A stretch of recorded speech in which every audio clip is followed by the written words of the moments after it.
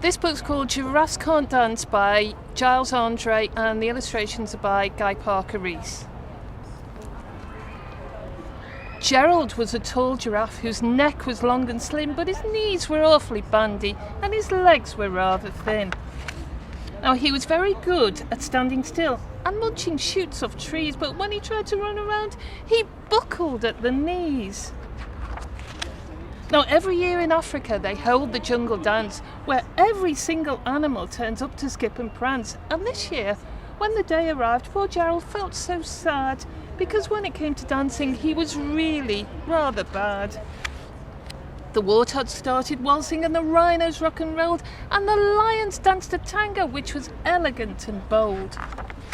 The chimps all did a cha-cha with a very Latin feel, and 8 baboons then teamed up for a splendid Scottish reel.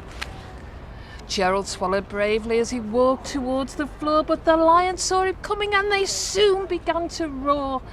"Hey, look at clumsy Gerald," the animals all laughed. "Giraffes can't dance, you silly fool." "Oh, Gerald, don't be daft."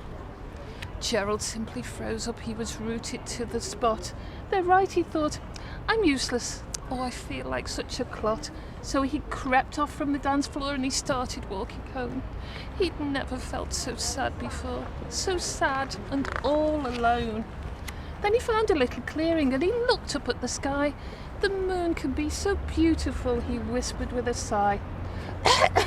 "Excuse me," coughed a cricket, who'd seen Gerald earlier on, "but sometimes when you're different, you just need a different song." Listen to the swaying grass and listen to the trees. To me, the sweetest music is those branches in the breeze. So imagine that the lovely moon is playing just for you, and everything makes music if you really want it to. With that, the cricket smiled and he picked up his violin. Then Gerald felt his body do the most amazing thing. His hooves had started shuffling, making circles on the ground. His neck was gently swaying and his tail was swishing round.